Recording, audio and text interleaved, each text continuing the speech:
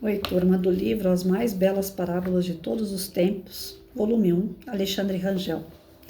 Julgamento. Havia uma aldeia, um velho muito pobre, mas até reis o invejavam, pois ele tinha um lindo cavalo branco. Reis lhe ofereciam quantidades fabulosas pelo cavalo, mas o homem dizia: este cavalo não é um cavalo para mim, é uma pessoa. E como se pode vender uma pessoa, um amigo? O homem era pobre, mas jamais vendeu o cavalo. Numa manhã descobriu que o cavalo não estava na cocheira. A aldeia inteira se reuniu e algumas pessoas lhe disseram: seu velho estúpido, sabíamos que um dia o cavalo seria roubado. Teria sido melhor vendê-lo. Que desgraça. O velho disse: não cheguem a tanto. Simplesmente digam que o cavalo não está na cocheira. Este é o fato. O resto é julgamento. Se se trata de uma desgraça ou de uma bênção, não sei, porque este é apenas um fragmento. Quem pode saber o que vai se seguir? As pessoas riram do velho. Elas sempre souberam que ele era um pouco louco. Mas 15 dias depois, de repente, numa noite, o cavalo voltou.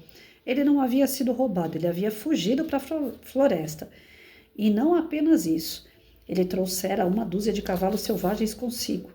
Novamente as pessoas se reuniram e lhe disseram: velho, você estava certo. Não se tratava de uma desgraça, na verdade, e provou ser uma bênção. O velho disse novamente: vocês estão se adiantando. Apenas digam que o cavalo está de volta. Quem sabe se é uma bênção ou não? Este é apenas um fragmento. Você lê uma palavra de uma sentença e como pode julgar todo o livro? Dessa vez as pessoas não podiam dizer muito, mas interiormente sabiam que ele estava errado. 12 lindos cavalos tinham vindo. O velho tinha um único filho que começou a treinar os cavalos selvagens. Apenas uma semana mais tarde, ele caiu de um cavalo. Fraturou a coluna e ficou paralítico. Novamente as pessoas se reuniram e mais uma vez o julgaram. Elas disseram: você tinha razão novamente. Foi uma desgraça. Seu filho perdeu o uso das pernas e na sua velhice, ele era o único amparo. Agora você está mais pobre do que nunca. O velho disse: vocês estão obcecados por julgamentos. Não se adiantem tanto. Digam apenas que meu filho fraturou as pernas. Ninguém sabe se isso é uma desgraça ou uma bênção. A vida vem em fragmentos, mas que isso nunca é dado. Aconteceu que depois de algumas semanas, o país entrou em guerra e todos os jovens da aldeia foram forçados a se alistar. Somente o filho do velho foi deixado para trás porque era aleijado. A cidade inteira estava chorando, lamentando-se porque aquela era uma luta perdida e sabiam que a maior parte dos jovens jamais voltaria. Elas vieram até o velho e disseram: você tinha razão, velho. Aquilo se revelou uma bênção. Seu filho pode estar aleijado, mas ainda está com você. Nossos filhos foram-se para sempre. O velho disse mais uma vez: vocês continuam julgando. Ninguém sabe. Digam apenas que seus filhos foram forçados a entrar para o exército e que meu filho não foi. Mas somente Deus, a totalidade, sabe se isso é uma bênção ou uma desgraça. E continuou: não julguem, porque dessa maneira jamais se tornarão unidos com totalidade. Vocês ficarão obcecados com fragmentos, pularão para as conclusões a partir de coisas pequenas. Quando alguém julga, deixa de crescer. Julgamento significa um estado mental estagnado. E a mente sempre deseja julgar, porque estar em processo é sempre arriscado e desconfortável. Na verdade, a jornada nunca chega ao fim. Um caminho termina, outro começa. Uma porta se fecha, outra se abre. Atinge-se um pico. Sempre existe um pico mais alto. Somente os que são muito corajosos, não se importando com a meta e se contentando com a jornada, satisfeitos simplesmente de viver o momento e nele crescer, somente estes são capazes de caminhar com a totalidade. Então, o que a gente percebe aqui no texto é a questão do julgamento ser algo que impede o nosso progresso. E dentro do Evangelho, na Bíblia, tem lá uma passagem de Cristo que fala: sede indulgentes. Ou seja, parem de criticar as situações, as pessoas, por um ponto de vista pequeno. Você não sabe qual é a história daquela pessoa, você não sabe qual é a história daquela situação para julgar e condenar. A profissão juiz, eu acho que é uma das piores que existem, porque recai aos ombros daquelas pessoas que se dizem julgadoras da verdade, uma verdade que só cabe a elas. Na verdade, não existe um ponto de vista correto apenas. Depende do ponto que você está olhando. Por exemplo, quando eu era professora de História e Geografia, eu falava para meus alunos, vocês não devem acreditar em todos os livros, em todos os autores. Vão buscar outras verdades. Depois do que vocês tiverem de base, daquilo que eu passar, vai investigar mais. Na época não tinha internet, não tinha Google, não tinha celular, mas tinha o Centro Cultural lá na Vergueiro, em São Paulo, que era repleto de livros, de jornais, de revista, que eram os nossos pontos, assim, de amparo, né, aos estudos. E ainda assim, mesmo que você vá procurar a verdade, você vai enlouquecer, porque ela não existe. Existem pontos de vista sobre uma verdade, a qual ninguém é dono dela, nem mesmo os juízes. Um carro está subindo uma ladeira, um Fusca. Geralmente o Fusca subindo ladeira, ele anda devagar. Mas aí vem, é que eu tô por fora de carro, mas vamos lá. Vem um Ford Ka, que é um carro popular, mas que anda rápido. E quer ultrapassar o Fusca. Na hora que ele vai ultrapassar, ele entra na contramão e causa um acidente. Na verdade, seria esse Ford Ka querendo ultrapassar o causador. Mas quem pega a cena da batida não consegue imaginar como aquilo ocorreu, de verdade. Ah, mas vamos mandar peritos, eles vão estudar e de acordo com o posicionamento do carro a gente sabe. Não, porque de repente aquele Ford Ka podia muito bem ter desviado de um animal para não matar um animal, ele não teve a intenção de causar o acidente, ele não viu ninguém no asfalto do lado esquerdo, mas aí de repente apareceu um correndo, que também não deixa de ser uma imprudência. Então, se a gente for investigar os acidentes, as falhas humanas, a gente nunca vai chegar na verdade verdadeira. A gente vai chegar próximo até, mas não consegue exato saber como é que foi aquilo, porque tem questões históricas atrás daquela pessoa, daquela situação que causou determinada situação. Então,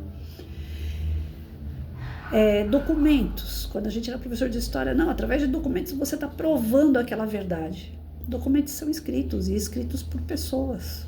Pessoas são falhas e têm intenções. Dependendo da intenção, o documento é feito de uma forma. Dependendo da outra intenção, o documento é feito de outra forma. Foto, se eu tirar de frente é um ângulo, se eu tirar de lado é outro ângulo, se eu tirar nas costas é outro ângulo. São verdades diferentes sobre o mesmo objeto. Então, como é que a gente pode ser o dono da verdade, julgar e condenar? Tem pessoas que têm mais conhecimento, tem pessoas que têm menos conhecimento, tem adultos que ainda não se tornaram, né, maduros, tem crianças que são mais maduras do que os adultos. E os pontos de vista divergem. O meu filho, desde pequeno, ele era aquela criança que não se misturava, não queria ficar no meio daqueles que cultuavam funk, droga. Ele mesmo, por si só, pela educação que foi dada e por si só, porque ele podia muito bem escolher esse lado. Era o que mais tinha na escola. E, no entanto, ele ficava na dele, ele ficava fechado, ele foi criado isolado. Ele mesmo se colocava nessa posição muitas e muitas vezes, de criticar, de falar, não, aquilo é errado, eu não quero e não vou ficar perto. Enquanto outros que vieram do pré com ele, que têm mais ou menos a mesma base, assim que entraram para o ensino fundamental e médio, já se enturmaram com tudo o que é errado, dito errado, né? Porque mudou o lugar, mudou as pessoas e mudou o ritmo de vida daquelas pessoas. Então, tudo é fragmento. As vivências são fragmentadas. Se vocês olharem para trás, aqueles filhos que são super, mega carinhosos desde pequeno, de repente eles voam e se desgrudam dos pais e não querem nem voltar mais na casa dos pais, não querem nem saber como é que estão seus pais. Foram vivências fragmentadas. Aquele momento era daquele jeito, passou, agora é outro. E quem está de fora não tem direito de julgar, porque quem está dentro, nem quem está dentro sabe por que isso acontece. E tem outros que o filho, quando é novo, não é apegado aos pais, e aí depois de velho ele cuida dos pais, se dedica aos pais. Pode acontecer algo na vida da gente que muda tudo. Tudo. As nossas escolhas, elas mudam a todo instante e as consequências também. E toda vez que muda a nossa história, nós somos obrigados a mudar também. Então tudo é fragmentado. Não existe algo que comece, continue e termine igual. Para falar, tá redondinho. A única coisa que nós sabemos, que nós não vemos, mas sentimos, que é total, que é pleno, que está em tudo que é lugar, que vê tudo, sabe tudo e age sobre tudo, é Deus. O homem não é capaz de fazer isso. Ele pode criar satélites, ele pode vigiar o mundo, mas detalhes, o que passa lá dentro de cada um, o homem não sabe. Ele pode conquistar a Lua, Júpiter, outros planetas, descobrir novas galáxias, mas ele não consegue descobrir tudo que tem dentro dele mesmo. Então, como é que ele vai julgar? Como é que ele vai condenar? É lógico que numa sociedade como a nossa, precisa quem prenda, quem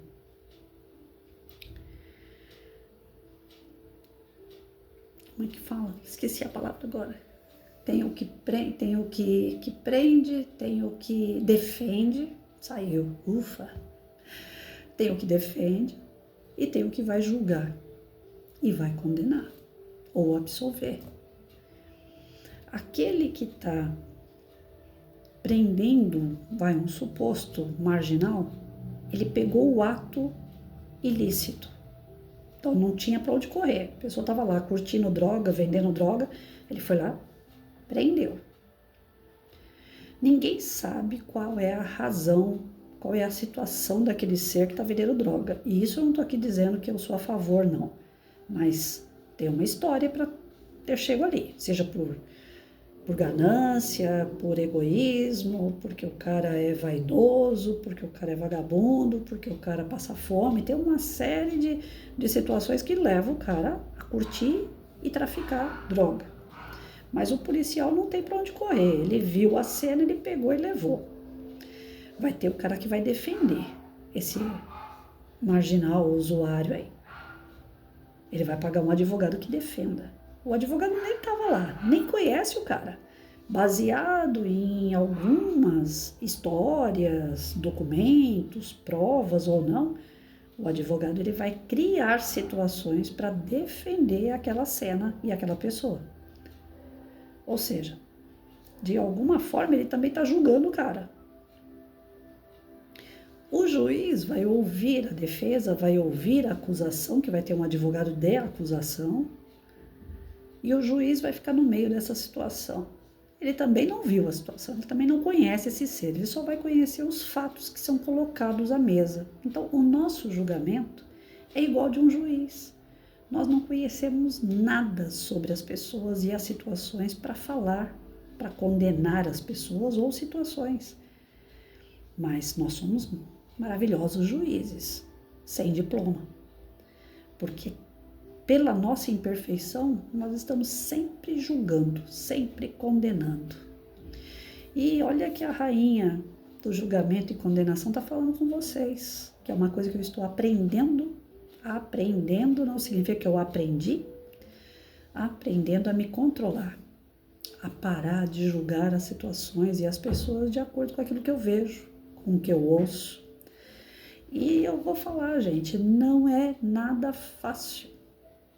Até porque me deram o cargo de professora, né? Então, como professora, o que a gente aprende mesmo? a julgar e condenar ou absolver. Se a gente, no começo lá do magistério, quando você não promovia um aluno, você estava condenando aquele aluno. Ninguém imaginava que não promover significa que ele vai refazer aquela série, que ele vai aprender o que ele não aprendeu durante aquele ano. No começo, a princípio, era um julgamento desleal, né? Fazer o aluno fazer a escola tudo de novo. Aquele ano foi perdido. E muitos professores faziam sem dó mesmo. Ah, ficou bagunçando na minha aula, então agora vai ficar reprovado. Ah, mas faltou do que veio, então vai ficar reprovado. Mas não ia buscar o porquê. Aí nós começamos a entrar num consenso de que a gente tinha que saber o porquê que o aluno falta, porquê que ele não aprende. Aí, coitadinho dele, não aprende porque não tem mãe. Então, vou passar. Coitadinho dele, o irmão tá preso, usa droga. Ai, coitadinho dele, ele é doente, ele tem defasagem, ele tem dificuldade de aprendizagem. Então, vou passar. Aí, o nosso julgamento, que antigamente, como professor, era duro, inflexível, né? Aquela coisa rígida. Se aprende, passa, se não aprende, não passa. Se sabe bem, se não sabe, amém. Foi pro lado contrário. Tudo passa. Porque tudo é coitadinho. Porque tudo tem uma história. Então, o juiz não conhece a história das pessoas, não viu a cena, ouve o que cada um fala e dá a sua sentença. E o professor passou a fazer a mesma coisa. Eu ouvi dizer que ele passa fome, eu ouvi dizer que a mãe dele é doente, eu ouvi. Mas você não viu, você não conhece a história do Juquinha ali. Aí pelo ouvir você determina que ele é um coitado e que ele deve passar de ano. Senão ele vai ficar frustrado, ele vai querer desistir das aulas. Então na hora que o professor vai avaliar o aluno, ele é um juiz. E eu fiquei mais de 32 anos nesse cargo. Além da gente ser aquele juiz que vai determinar se o aluno vai para frente ou se ele continua na mesma série e aprende tudo de novo, tal. A gente também é aquele juiz do dia a dia, que cobra. Eu passei mais de 32 anos cobrando. Por que você não fez a lição de casa? É lógico que eu já sabia 1000 histórias. Qualquer uma não ia me convencer, mas a gente fazia aquele interrogatório. Por que você não fez a lição de casa? Por que você veio com essa roupa? Olha, não é pra vir de batom. Por que você tá de batom? Você tá numa festa? Por que você veio de short curto? Por acaso você tá no parque? Por quê? Por quê? Aqueles porquês de inquisitor. Nós aprendemos a fazer isso enquanto professor. E o professor que não questiona tudo isso, aí é que a coisa desanda mesmo, né? O que pergunta demais, o que faz essas inquisições, eles são tidos como professores rígidos, duros, ruins, né? Sargentão, mas a sala pelo menos fica em ordem, na disciplina. Agora, os que falam que o professor com esse tipo de postura não é bom, que ele quer fazer o contrário, a sala é aquela bagunça. Ninguém aprende também. O ideal do professor é ser moderador. Não ser um inquisitor e não ser aquele que tudo pode porque tem uma história. Então eu vou absolver tudo porque todos eles têm uma história ruim para contar. O professor, na hora do julgamento, que é o vai passar de ano, não vai passar de ano, tá indo bem, não tá indo bem, tá aprendendo, não tá aprendendo. Nessa hora que o professor é um juiz, ele tem que tomar muito cuidado, porque ele tá vendo fragmentos do aluno. Ou talvez ele não esteja vendo nada, porque tem professor que nem nome do aluno ele sabe. O que ele sabe é o número da chamada e olhe lá. Ah, você é número 6? Ô, número 10, vem na minha mesa. Na hora da chamada é 1, 2, 3, 4, 5, 40. Mas não sabe nem o nome dos seus alunos. Como é que um cara desse pode julgar a vida de uma criança, de um adolescente, um estudioso? De um estudante, melhor dizendo, né? Porque estudioso hoje é raro também. Mas nós estamos vendo fragmentos. Por que o cara não é estudioso? Alguns sim, porque fica no videogame o dia inteiro dentro de casa, porque sugam seus pais. Mas tem outros que saíram para trabalhar 6 horas da manhã e vinha para a escola, assim que saiu do trabalho. Não tem tempo de olhar para o caderno. Então, nós não conhecemos as histórias afinco, nós não conhecemos o ser humano de verdade. Como é que nós queremos julgar e condenar alguém? O professor tem que tomar muito cuidado na parte de avaliação. Tudo cabe ao professor, mas na hora da avaliação, gente, está na mão dele. Se o aluno deve ou não seguir adiante. Eu chamava meu aluno que tinha dificuldade, que eu via que se esforçou o ano inteiro, mas pelos seus históricos familiares, social, econômico, não estava caminhando, eu vinha com ele aqui do meu lado e falava, vem cá, Joãozinho, se você passar, você não está conseguindo ler palavras. O ano que vem vai ser frases, vai ser textos, interpretação de textos, problemas com textos. Você não vai conseguir ler. Você não sabe ler palavra. Se você for, você não vai acompanhar a turma, vai ficar de lado. A turma não vai ficar te carregando nas costas. Se você for e a sua turma for uma turma que vai te ajudar a colaborar com o teu crescimento, beleza, dá para encarar, porque você se esforçou. É meritoso você passar pelo seu esforço, pelas dificuldades que você tem.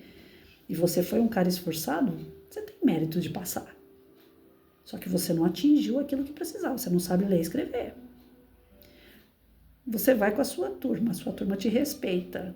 Então eu vou te passar porque você vai com a sua turma, tudo bem? Ou você prefere ficar? Agora a outra turma que você vai já não é a sua, é outra. Será que eles vão te respeitar?